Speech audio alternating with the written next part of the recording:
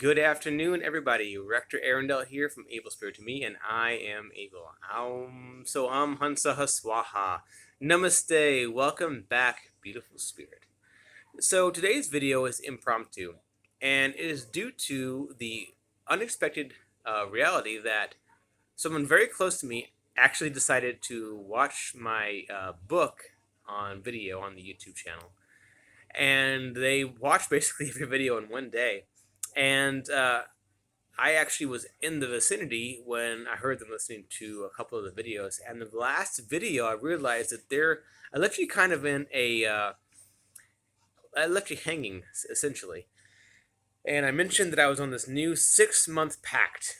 And the pact, I didn't even pay attention to all of what it was, but from memory, it was no smoking, no drinking, no eating solid food, and I think also no sexuality of any kind. And I just want to point out that I did do this journey for a while. To be exact, it was supposed to be 6 lunar cycles instead of 6 months, specifically 6 lunar cycles, which is 168 days. So during the first week, I did a lot of reading from Jasmine Heen books. Now, I don't want to specify whether or not her books necessarily had any impact on my consciousness or my ideas, but she introduced some very interesting thoughts, and I think I was also enrolled in this Reiki class. Anyway, I began to slowly but surely become resentful over the first few days of this experience. And I had some really profound realizations that I have been sharing sporadically also in other videos throughout that. But I want to just cut to the chase. Around day 12, which is not very far into this journey, I was getting angry. And I mean like legit mad. Mad at life. Why am I doing this? What's the point? And I just wanted to point out that one of the biggest lessons that I have learned is to stop limiting yourself. So I want to say, first of all, the exercises and the practices in the book are designed to make you build energy. And I believe I gave a couple warnings in the book that building energy is difficult, and it kind of has a tendency to make you act out, make you feel things that you're not used to feeling, make you think things you're not used to thinking.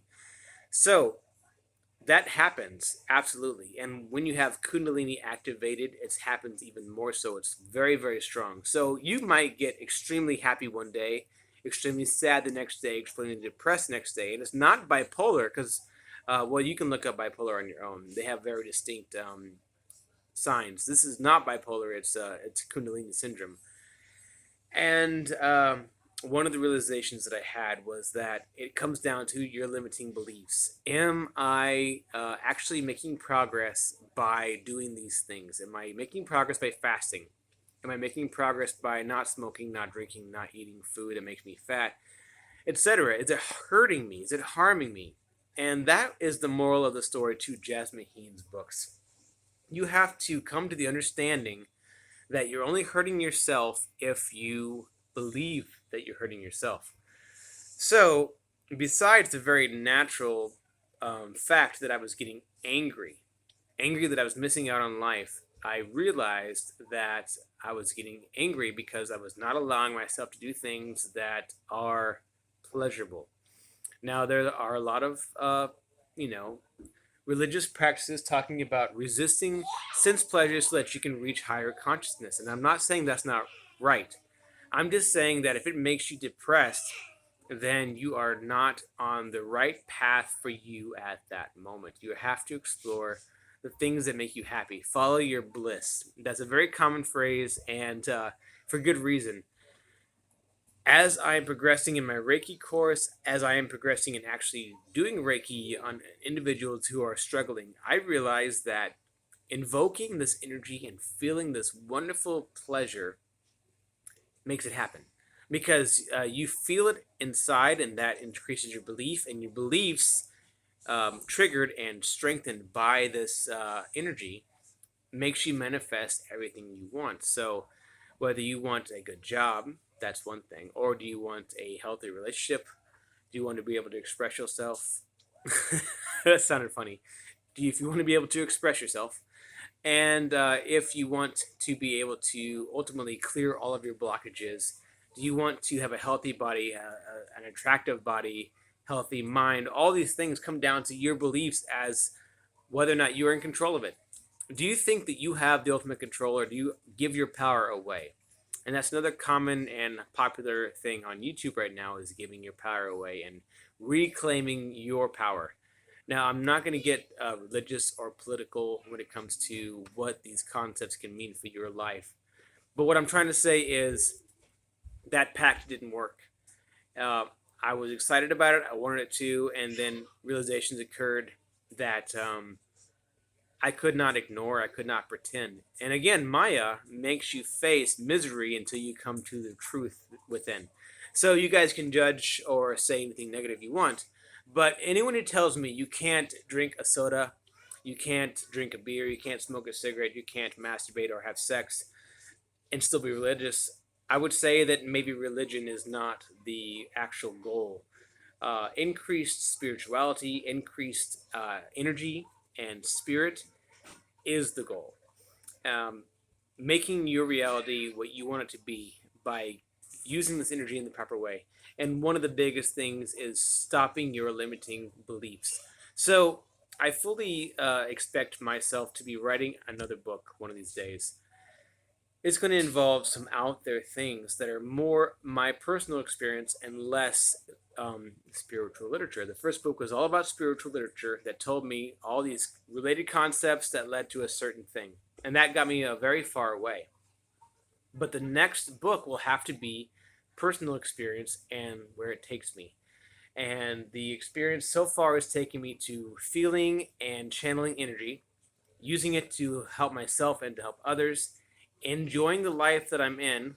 Some people call it staying grounded, staying in your body. I don't care about whatever term is out there, but I mean enjoying your existence. We are here on Earth, and basically lucid dreaming every night about being somewhere else where everything's perfect doesn't really help your life right now. You have to find things in life that make it worth living. For me, I have a family, I have a good job, I have money, I have everything I really want, and I still find moments of feeling down. And the moments of feeling down are always when I am doing someone else's idea of perfection that don't correspond to my soul's idea of perfection. So, um, my last book, love it. Every time I feel like I'm lost or I don't know what to do, I read it again, and it makes me remember the most important things about energy cultivation. But some of these practices, like not doing any kind of chemicals, not eating, um, not doing any sexuality, they can make you depressed because you're getting so much energy built up about not being able to do things that you want to do. It will activate your kundalini. And that was the foremost lesson in the book, is building your energy, activating your kundalini, and using this energy to manifest what you want. So you can do that. But after you feel the energy, after your kundalini is activated, after you know that you are energetically connected to universal energy, which is what Reiki really is, Reiki healing, then you have to start being happy again. Um,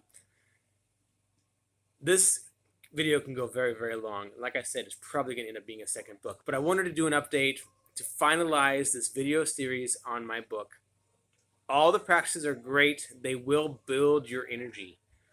And whether or not you have a conscious Kundalini activation where you can feel it, or it's subtle and you can tell that your mind's changing a little bit, I believe that both of these things will happen, but one might happen more than the other. After that point, you have to start finding happiness again. And one of the biggest things to find happiness is finding your truth. It's no one else's. Don't let anyone tell you what's right, what's wrong. You will know it inside, and you will be able to contact your higher consciousness, which I can do. And I'm learning new ways to do it by, I would say, traditional, non traditional ways like tarot, um, astral projection, lucid dreaming, all these things that help you connect to other entities or higher consciousness than your regular 3D physical life. Part of the biggest problem is people are afraid of these things. They think that you're going to become possessed by demons. Even the word demon isn't correct. It's a derivative of the word daimon, which is any powerful entity of unknown. Um, I should say it like that, of unknown. Comes from the Greek daimon. So that's Daemon. So the most important thing is finding your happiness and getting rid of all of your fear. So as I continue this journey, we're going to keep going and finding that exact truth, my truth, without fear, with bliss, chasing my bliss. So I'm always going to share that with you guys, of course, and give you what my truth is. For right now, my truth does not include the pact of doing nothing fun. It just does not. What am I doing? I'm eating moderately. What am I doing? I am working out moderately. I'm listening to my body. If I'm full, I stop eating. If I am too sore, I stop working out. Do I beat myself up? No, because as far as I know, I have a long, long life. And if I don't have a long, long life, I have a long extra um, after this life, the rest of my being. So I don't stress it too much. We could take that into a lot of things, like having anxiety about work and having anxiety about relations and finding ways to conquer those things too. I will say that my affirmations are helping a lot. In fact, I found a way to help a few others with the affirmations. I've also found that the Reiki healing is helping a lot. I'm able to channel energy very strongly to the point that I can feel it, and not only in myself, but people around me, and specific people who need certain healing, they can feel it. I have testimony to prove to me that it is true. And I want to point out that the most important, potent part of it being um, legit is that I believe. If I didn't believe, I couldn't convey it to other people that it's true, and they wouldn't believe it is true, and therefore, even if it was working, they would stop the progress by their own disbelief. So I can't stress enough that your own belief in your power is most important. It's paramount. And not only your belief in your power, but your expectation of a result. I encourage you to make the expectation positive in every possible way that you can imagine, because your imagination is vast and the blessings that come into your life are going to be vast as well.